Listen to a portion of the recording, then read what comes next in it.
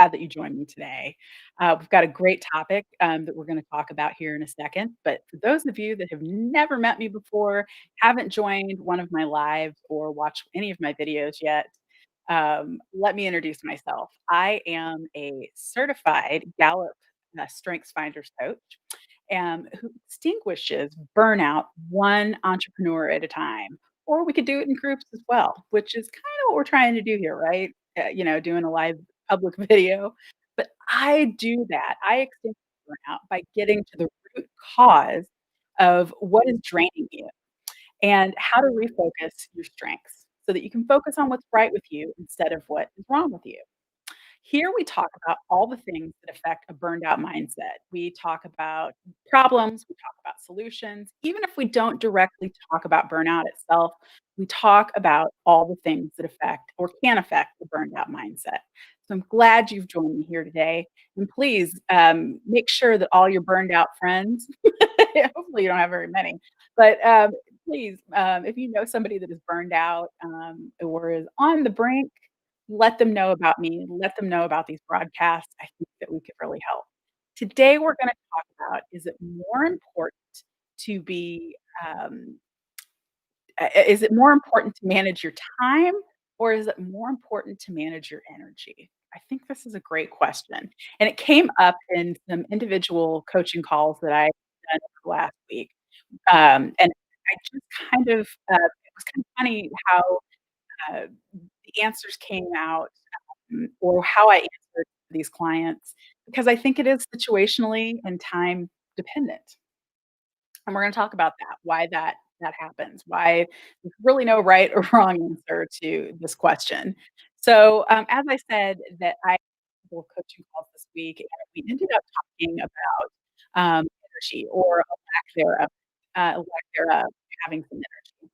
And through the course of the conversations, it became very clear that what they actually lacked was emotional energy. This makes a difference. They lacked emotional energy. It wasn't just energy that you need to do some exercise. It wasn't just the energy to get out of bed. It was clearly the um, the combination of emotion and energy. So through what we were talking about was, really was that their energy had depleted without them even knowing it, which I think kind of interesting as well.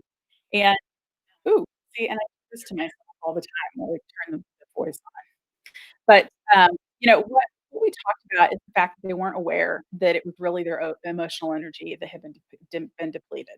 And this is important too, because you do need to know what types of energy or what within you is actually depleting. So, even though, what was depleting their energy, was someone that they loved or some work that they were truly enjoying, they were really unaware of, how their emotions, were continuing to drain their energy sources. Right now, and this is part of the reason we're talking about it, is right now we are living in an emotionally draining time. And I really don't think that most of us are aware how emotionally drained we've and that's something that really we should talk about. We should all be talking about. I know that I feel it myself, I feel the emotional drainage, coming and going, however you wanna look at it. Uh, but the great thing about energy, though, is that you can replenish it. And, I'm gonna say, that you can always do more of it. And I have to admit that I really do have to work at keeping, my woo of positivity, strength under control when I talk about things like this because I do get a little bit excited. So I'm trying to keep calm through some of this video. But, you know, the one thing that kind of came up after I hung up, on these calls earlier this week was that I'm not even sure where energy comes from. I'm not sure where, like where to look or I wasn't sure where to look. And I had to ask myself, where does it come from? Where does it come from inside myself? Where could it possibly be coming from within, inside of other people? And what I came, after doing some research this week, I came across this concept that there are four pillars of energy inside of us. Those pillars are body, emotional, mind, and spirit. And each of these sources of energy, or, the emotional, body, the mind, the spirit, source of energy, they can be renewed at any time for any reason. And it's just that you and I need to be more aware of which one of these sources, whether it's your body, your mind, your spirit, or your emotional, is actually being depleted at any given moment. And I kind of also asked myself, when I'm low on energy, what do I do? Like what specific activities or what specific things actually help me re-energize myself, help me refill those energy wells that have been depleted? And, I looked at certain things that I know other people do as well. When people are low on energy, when I'm low on energy, is it that you grab coffee? Is it that we do jumping jacks or go for a walk? Do we listen to music? Do we read something uplifting? Like a quote or a book or an article or something we know that, tends to be more on the positive side and will make us a little bit happier, right?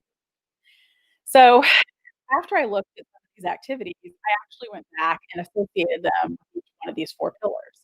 So, coffee speaks to, re-energizes your body. Hanging out with a close friend, it actually, re-energizes your emotional pillar. And reading something uplifting tends to uplift or refill, your mind pillar. And listening to music tends to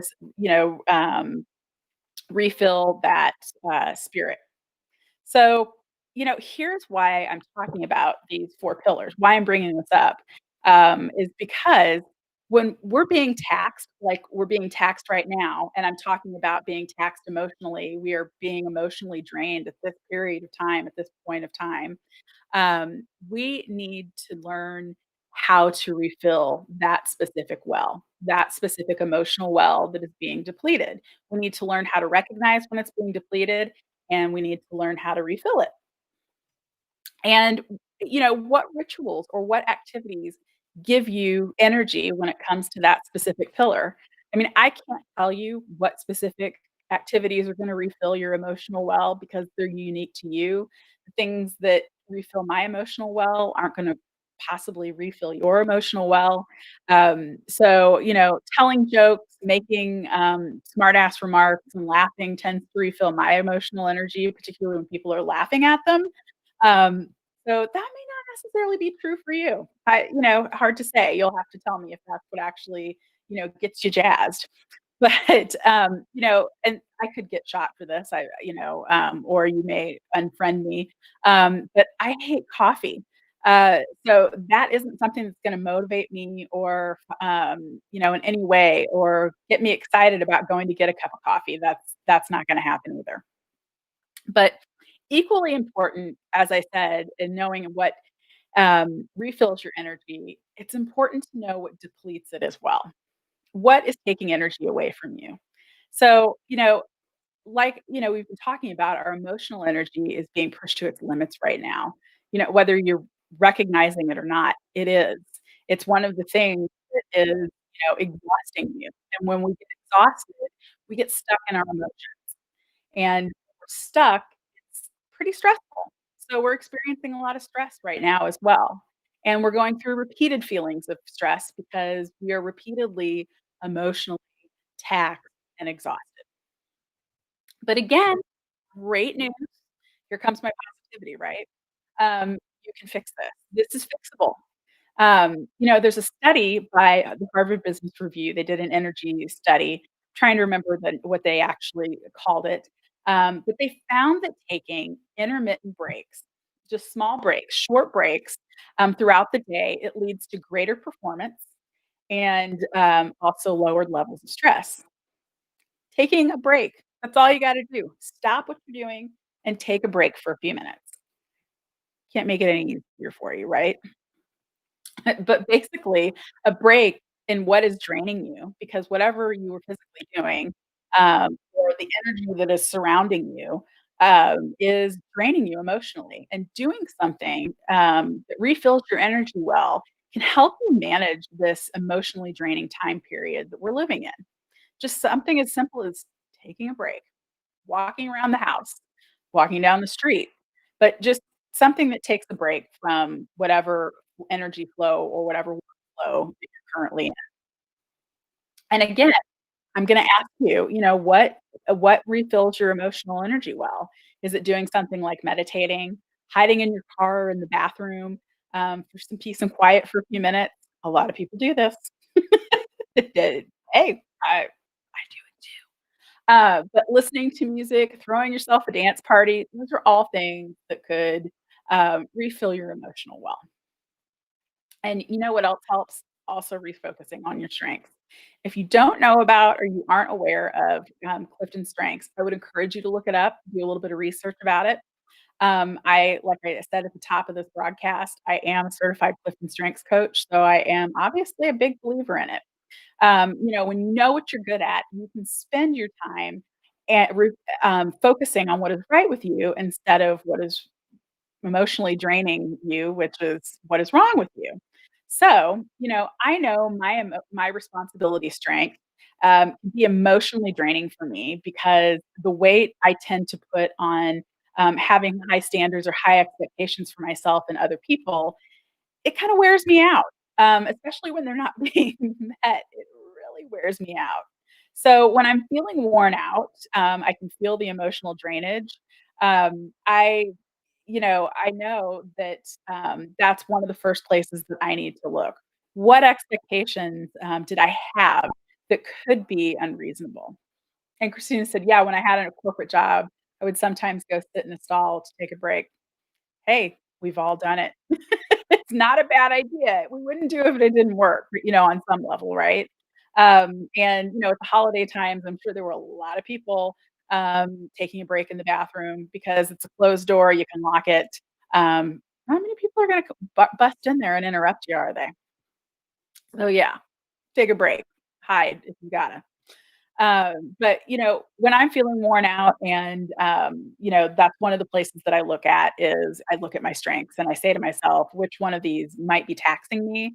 Which one of them might I be exhibiting basement behavior in that is draining me, draining my energy, draining me emotionally?